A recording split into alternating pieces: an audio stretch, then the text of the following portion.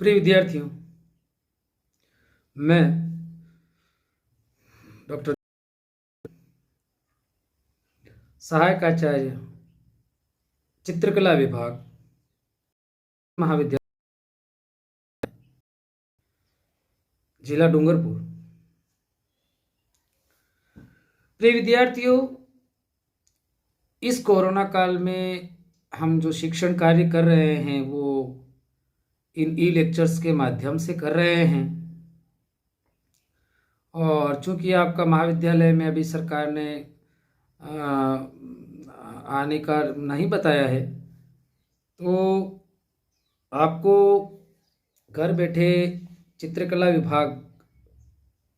विषय में घर बैठे अच्छी तरीके से शिक्षण सामग्री आपको प्राप्त हो सके, इस संदर्भ में मैंने आपको प्रत्येक दिन हर दिन आपके विषय से संबंधित, आपके पाठ्यक्रमानुसार से संबंधित ई लेक्चर्स देने का और पीडीएफ फाइल्स देने का काम मैंने किया है। तो प्रिय विद्यार्थियों, आज का जो ई कंटेंट है, आज ई लेक्चर है, वो आपको आपके विषय के अभी तक जो हमने ई कंटेंट बनाए हैं उनके रिवीजन के लिए आपको मैं ये ई कंटेंट बताना चाहूँगा कि को किस प्रकार से ये अभी तक अपनों ने क्या पढ़ा है, कैसे पढ़ा है और क्या इसको क्या पीडीएफ फाइल्स के नोट्स हमने स्टडी किए हैं, इसके बारे में थोड़ा सा बात करना चाहूँगा। कि प्रिय विद्यार्थियों, हमने आपका ये जो पेपर है ये द्वितीय प्रश्न पत्र है। सेकंड पेपर जो थ्योरी है, सिद्धांत आपको लिखना पड़ेगा एग्जामिनेशन में।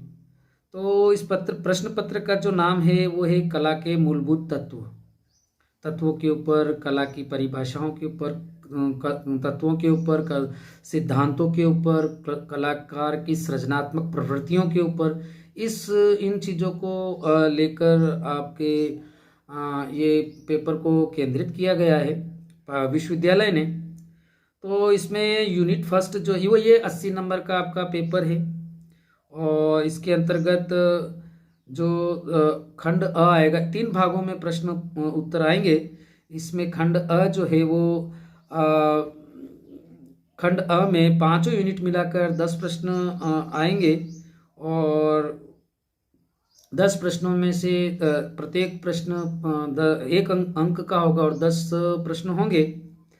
दूसरा खंड है जो है लघुत्तरात्मक है, वो 10 प्रश्न आएंगे और कोई 5 प्रश्न करने हैं आपको सभी यूनिट्स को मिलाकर, और प्रत्येक प्रश्न जो है वो 8 नंबर का होगा। खंड स 4 प्रश्न आएंगे और 4 में से 2 करना आपको अनिवार्य है, जो 15 नंबर का 1 होगा। तो प्रथम वर्ष चित्रकला का द्वितीय प्रश्न पत्र की पहली यूनिट वो इस प्रकार है कि कला की परिभाषाएं, कला का अर्थ, कलाओं का वर्गीकरण, कलाओं का महत्व।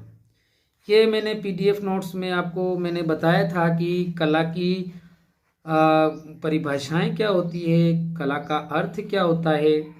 तो कला की जो परिभाषाएं हैं वो मैंने कुछ विद्वानों की वैसे मैंने इसमें ये भी बताया है कि कला को किसी परिभाषा में हम बांध नहीं सकते। तो कला की परिभाषाएं फिर भी किन किन विद्वानों ने अपने अथक नियमों और प्रयासों से इसको साधने का काम किया है, परिभाषाएं देने का काम किया है, जो मैंने पीडीएफ नोट्स में आपको मैंने समझाने का कोशिश की है कि कला की परिभाषाएं।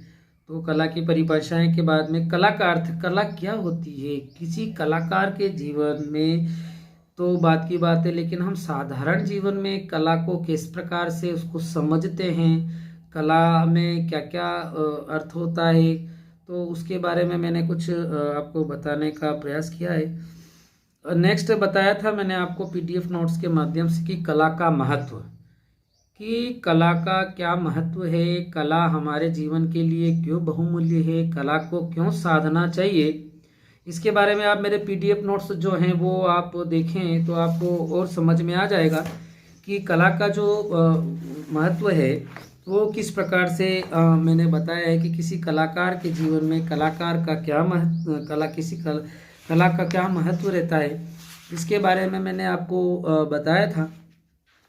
तो प्रिय विद्यार्थियों, अगर आपने अभी तक पीडीएफ नोट्स वगैरह ये हम आपने अभी तक राइट डाउन नहीं किए हैं तो इसको आप नोट करें और उसको लिख लें, उसको अच्छी तरीके से याद कर लें। मेरा जो ई लेक्चर, जो पुराने ई लेक्चर्स हैं, उन ई लेक्चर्स के साथ में आप उनको पढ़ें और ई नए लेक्चर्स को देखें, तो मेरे को ऐसा नहीं लगता कि आपको कोई चीज़ समझ में नहीं आएगी।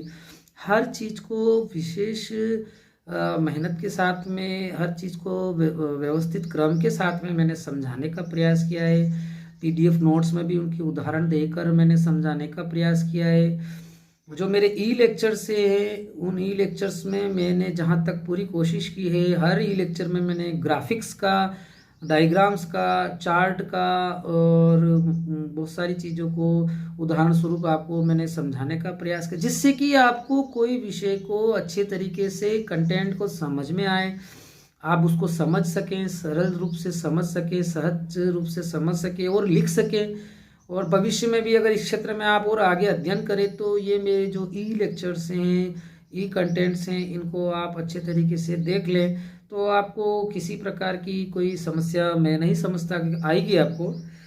तो कलाओं के वर्गीकरण के बारे में बात की है, तो कलाओं के जो वर्गीकरण है वो सौंदर्य और उपयोगिता के आधार पर दो वर्गीकरण किए गए हैं, उपयोगी कला और ललित कला। महर्षि ने इसने चारु और कारू कला के नाम से भी बताया था हमने। और पाश्चात्य विद्वानों ने ललित कलाओं को जो है वो 5 प्रकार की मानी है: काव्य कला, संगीत कला, चित्रकला, मूर्ति कला, स्थापत्य कला, इस प्रकार की कलाएं को माना था। और कलाओं के वर्गीकरण के बाद में ललित कलाओं और उपयोगी कलाओं के अंतर के बारे में मैंने समझाने का प्रयास किया आपको कि ललित कलाओं का जो ललित कलाओं का संबंध मनुष्य के सांस्कृतिक विकास और भावों की सौंदर्यात्मक अभिव्यक्ति व लोकोत्तर जीवन से है, जबकि उपयोगी कला का संबंध सभ्यता के क्रमिक विकास और लौकिक जीवन से है। जबकि ललित कलाएं हमारी मानसिक आवश्यकताओं की पूर्ति करती है, जबकि उपयोगी कलाएं हमारे दैनिक जनजीवन की आवश्यकताओं की पूर्ति करती है। ललित कलाएं मनुष्य के जीवन को आत्मिक आनंद व सुख से भर देती है, जबकि उपयोगी कलाएं मनुष्य के भौतिक जीवन के अभावों की पूर्ति करती है। ललित कलाएं मनुष्य को ऐसी स्थिति में मिलाती है जिसे परम सत्य या परमानंद की स्थिति कहा जा सकता है, जबकि उपयोगी कलाओं का व्यवहार पूर्णतया व्यावसायिक और भौतिक जीवन से ही संबंधित है। ललित कलाएं आनंद व निधि व पारलौकिक सौंदर्य कर संवाहक है जो लोकोत्तर जीवन को संवारती है, जबकि उपयोगी कलाएं मनुष्य के जीवन को संवारती व जीवित रखती है। तो ये कलाओं के वर्गीकरण जो यूनिट फर्स्ट में है, इसके बारे में मैंने बताने का प्रयास किया। और इसी को आगे हुए समानताओं की भी बात की कि दोनों प्रकार की कलाओं में क्या समानताएं होती है। तो दोनों ही प्रकार की कलाओं को सौंदर्य व कल्पना के कलाओं के तत्व समान रूप से प्रभावित करते हैं और दोनों ही कलाओं में रुचि की महत्व आवश्यकता होती है। रुचि मतलब इंटरेस्ट, दोनों में इंटरेस्ट महत्वपूर्ण है। कला रूप का सृजन करती है और वह अरूप को प्रदान करती है। अतः रूप निर्माण के सभी तत्व दोनों कलाओं में समान रूप से प्रभावित करती है। वर्तमान युग में ललित एवं उपयोगी कलाएं समानांतर महत्व रखती है। आज सर्वत्र जो प्रचार प्रसार की माध्यमों की जो चमक है, जिसके फलस्वरूप आधुनिक जीवन में भौतिकवादी तथा उपभोक्तावादी संस्कृति का जन्म हुआ है। अतः दोनों ही प्रकार की कलाएं इन तत्वों को समान रूप से प्रभावित करती हुई है।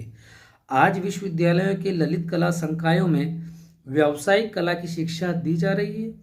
विभिन्न व्यावसायिक संस्थानों से प्रशिक्षित कलाकारों के द्वारा सृजनधर्मी व कलात्मक सौंदर्य व्यक्त करने वाले प्रारूप दृष्टिगोचर हो रहे हैं।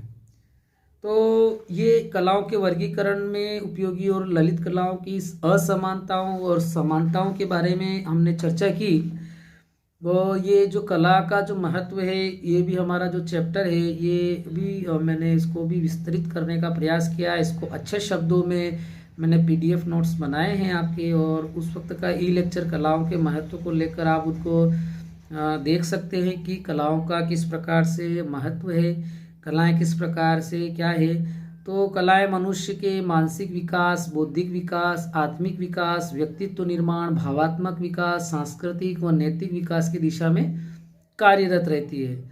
इसमें कल्पना शक्ति, स्मृति, निरीक्षण शक्ति, स्वतंत्र चिंतन, तुलनात्मक प्रवृत्ति, आत्म प्रकाशन और आत्म निर्माण निर्णय की क्षमता का उत्तरोत्तर इसमें से विकास होता गया है। प्राचीन काल से आधुनिक वैज्ञानिक युग तक कला का महत्व निर्विवाद रूप से सत्य है। कला मानव जीवन के प्रत्येक क्षेत्र में रच बस गई है और इसी प्रकार से कला कार्य करने की वह शैली है जिसमें हमें सुख व आनंद मिलता है। कला की महत्वता को समझकर, ये बहुत महत्वपूर्ण है, आप इसको समझना कलाओं के महत्व में, कि कला की महत्वता को समझकर ही चिकित्सकों ने असाध्य रोगियों को कलाओं, संगीत, चित्रण, शिल्प आदि से जोड़ा और उनके रोग मुक्ति में आश्चर्यजनक ढंग से सकारात्मक परिवर्तन अनुभव किए। और भारतीय मनुष्यों का भी मानना था कि किसी कला सृजन में रत रहना मानसिक और व आत्मिक विकास का मार्ग है। तो भर्तृहरि जो है प्रख्यात विद्वान है, भर्तृहरि के नीति शतकम में यह ठीक कहा गया है कि कला विहीन समाज भी पशु के समान ही होता है। कला, आचार्य रामचंद्र शुक्ल ने कहा है कि मृत्यु के समान कला को माना है। कला विहीन समाज को, कला विहीन जीवन को मृत्यु के समान माना है। कला व्यक्तित्व का परिष्कार करती है। कला जीवन से संतुष्ट होने की भावना का विकास करती है। कला एक स्थिर समाज को बनाने में मदद करती है और समाज के लिए कला का महत्व जो है वो व्यापी है। प्रकृति से हम कलात्मक प्रेरणाएं लेते हैं और जो निर्माण करता है वो मनुष्य अपनी कल्पना शक्ति को ध्यान में रख के अपनी कल्पना प्रकृति से प्रेरणा लेकर अपनी निर्णय शक्ति को साथ में मिश्रित करके कलात्मकता की बात करता है, कलात्मक गतिविधियों को केंद्रित करता है। तो इस प्रकार से मैंने कुछ बताने का प्रयास किया है। कला सीखने और सिखाने का तात्पर्य केवल हाथ के काम में दक्षता प्राप्त करना नहीं होता, वरन व्यक्ति के चरित्र निर्माण और उसके सामाजिक बोध और सौंदर्य बोध का विकास करने का भी उद्देश्य होता है। कलाएं मानव को शिक्षित व सुसंस्कृत बनाती है। यह मानवीय क्रियाओं, विचारों का पोषण करती है। कला से मनोभावों का संशोधन, चिंतन की गहनता और चरित्र निर्माण होता है। दृढ़ शक्ति और चिंतन का विकास होता है। इस प्रकार कलाएं मानव को परिपूर्णता प्रदान करती है। तो ये मैंने कुछ समझाने के भी प्रयास किए हैं आपको कि कलाएं किस प्रकार से आपको।